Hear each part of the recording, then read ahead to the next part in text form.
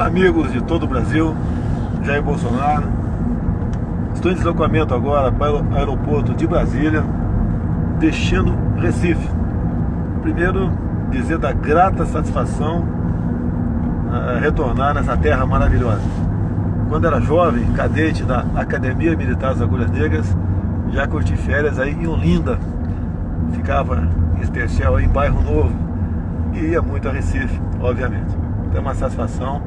O ano passado estive aí na capital de Pernambuco, fui muito bem recebido. Quero agradecer do fundo do coração vocês, em especial a recepção no aeroporto. Tenho certeza que hoje também muitos que poderão comparecer lá. Eu já quero agradecer antecipadamente. E tem que nada é por acaso nessa vida, né? Assistimos a semana aqui a vitória do Trump nos Estados Unidos, contrariando todas as pesquisas. Pelo que parece, as pesquisas não são apenas desacreditadas no Brasil, são desacreditadas lá fora também. O Trump vencendo toda a grande mídia norte-americana, e por que não dizer também grande parte a grande mídia brasileira. Eu vi aqui os especialistas, né, os comentaristas políticos falando da barbada que seria a eleição presidencial. Hillary estava garantida lá. Alguns até desafetos, né, que vivem me criticando o tempo todo, ficaram com a cara de pastel depois. Mas isso é muito bom. Eu entendo que não está havendo uma onda conservadora. Estados Unidos, Brasil, bem como dezenas e dezenas de outros países, o seu povo é conservador. É um povo que preza pela família, pelos bons costumes. O Trump ali, você pode ver.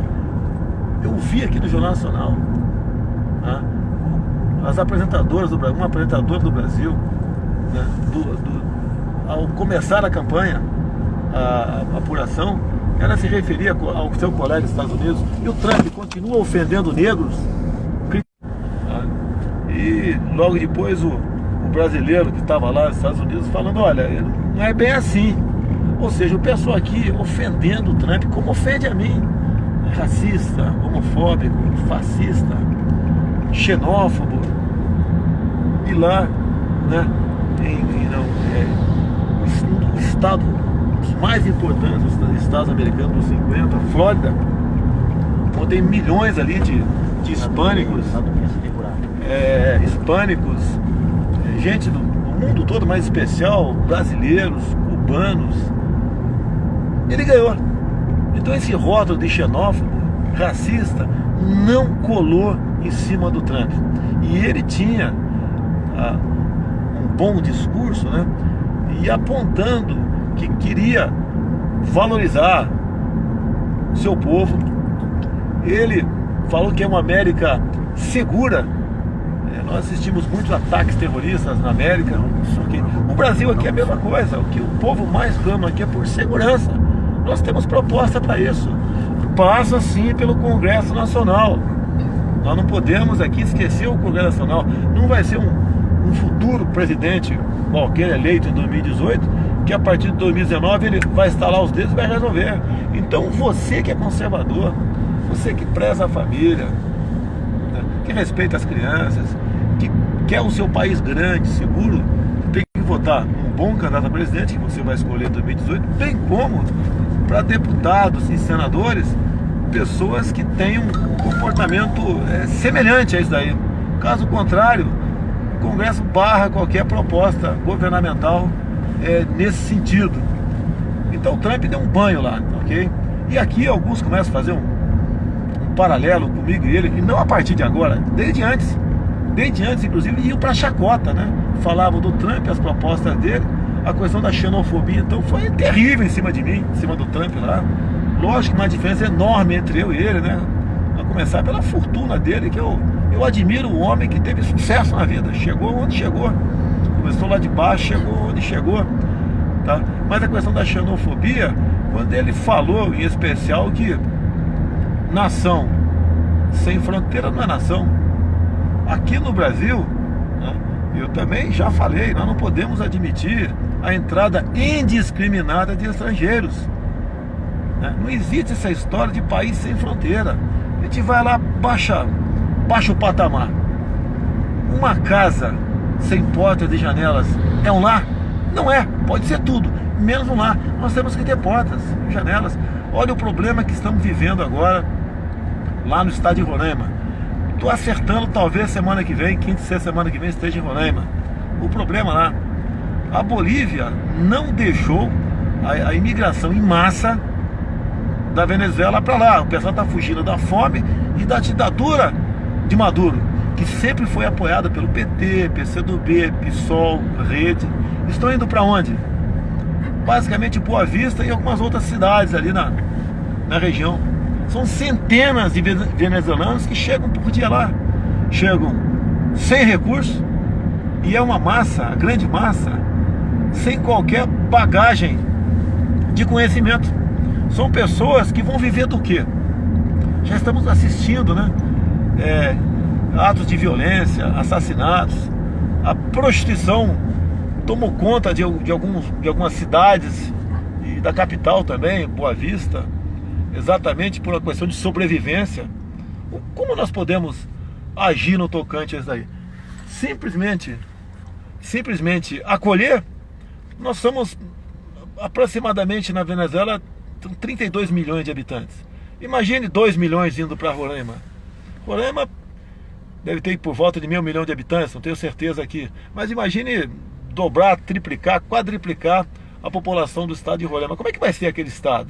E é um estado que já está todo tomado pela indústria das demarcações de terras indígenas. Digo mais, Roraima não é o estado mais rico do Brasil, é a porção de terra mais rica do mundo. Riquezas minerais abundantes. Ali na reserva Yanomami, uma parte da reserva Raposa, a Serra do Sol. Não é à toa que se demarca aí áreas enormes para índio. O índio é massa de manobra, ele é usado, apenas usado, pobre do índio. E a ONU trabalha há muito tempo pela autodeterminação dos povos indígenas. Nós podemos daqui a pouco assistirmos as grandes áreas se tornarem independentes, novos países, e o índio continuará, tá? Será explorado com toda certeza, e nós brasileiros perderemos tudo aquilo. Como solucionar isso daí? Eu tenho uma proposta, eu tenho certeza que você vai acreditar nela. Nós temos como recuperar essas terras para nós. Hoje em dia, se você ousar diminuir 1 metro quadrado de uma reserva indígena, região norte, né, um pouquinho lá no nordeste, pode ter certeza que correremos sério risco e temos uma intervenção internacional em nosso Brasil. Quando se fala em turismo, né, fala em economia, o turismo, né, movimenta 10% do PIB do mundo. E no Brasil? É o 44º item que pesa aqui em recursos, no PIB do Brasil. Nós não podemos falar em turismo se não tivermos segurança, se não mudarmos radicalmente a política de direitos humanos, e dar um cavalo de pau na política de direitos humanos, não dar uma retaguarda jurídica para que os nossos homens policiais da área de segurança possam trabalhar com tranquilidade. Hoje em dia o policial, para defender a sua vida, se ele atira, ele tem tudo para ir para a cadeia. Se não atira, tem tudo para ir para o cemitério. Daí muitos profissionais, me desculpe, acertadamente, não fazem às vezes o trabalho como ele gostaria de fazê-lo, porque ele sabe que vai para a cadeia. Se for para o cemitério não vai poder reclamar, né? Vai para a cadeia, vai ser abandonado.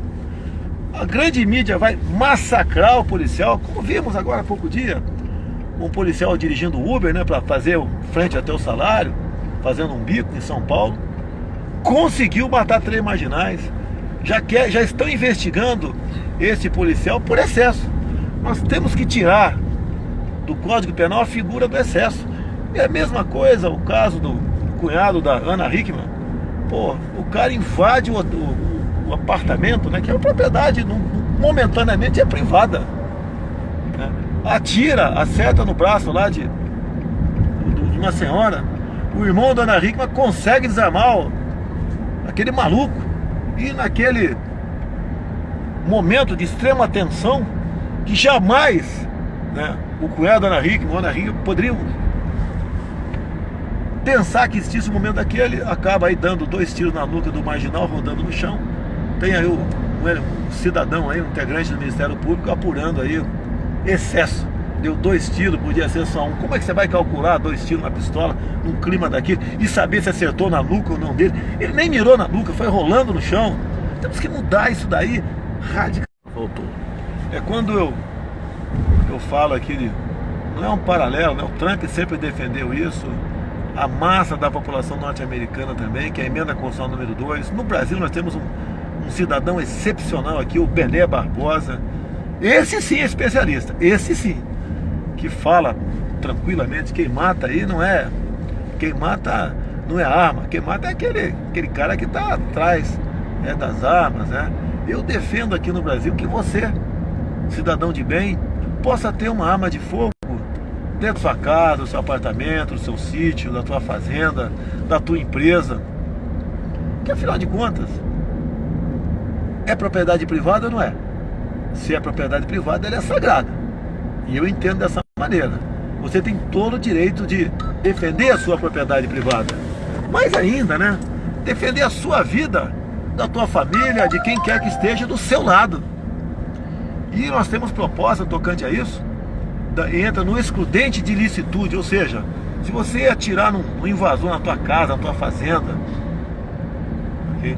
Ou se você defender a sua propriedade privada ou de terceiros, ou a sua vida ou a vida de terceiros, você entra no excludente de ilicitude, você responde, mas não é preso, como acontece nos Estados Unidos. Aí sim nós podemos refluir, diminuir e muito a violência em nosso Brasil. Aí sim, turistas virão para cá. Você, por exemplo, faz turismo no Brasil, caso tenha meios, né, que está muito difícil hoje em dia, mas se tivesse com tranquilidade, não. E assim, o gringo, o europeu, o norte-americano, o asiático, poderiam vir 10, 20 vezes mais gente aqui no Brasil, aqui fazer turismo aqui. Apenas uma boa infraestrutura e segurança, esse pessoal vai trazer muito dinheiro para o nosso Brasil. Então são essas questões e tantas outras, que nessas viagens, né, eu estou indo em contato político a Recife, né, e logicamente eu aproveito esse momento para discutir esses problemas na Associação de Cabos e Soldados da Polícia Militar. Quero agradecer aqui a Direita Pernambuco, que está nessa organização também, a nossa Polícia Militar de Pernambuco. Nós oficiamos que, como vamos pousar 13h30, né, e sempre vai muita gente lá, eu fico muito feliz com isso. Muita gente, pode ter alguém infiltrado. Agora, se Deus quiser, 13h30 em Recife, muita atividade lá. O mais importante vai ser na nossa associação lá de Cabos Soldados da Polícia Militar. Quem puder comparecer, fica muito feliz, né? Quem não estiver trabalhando, estiver de folga.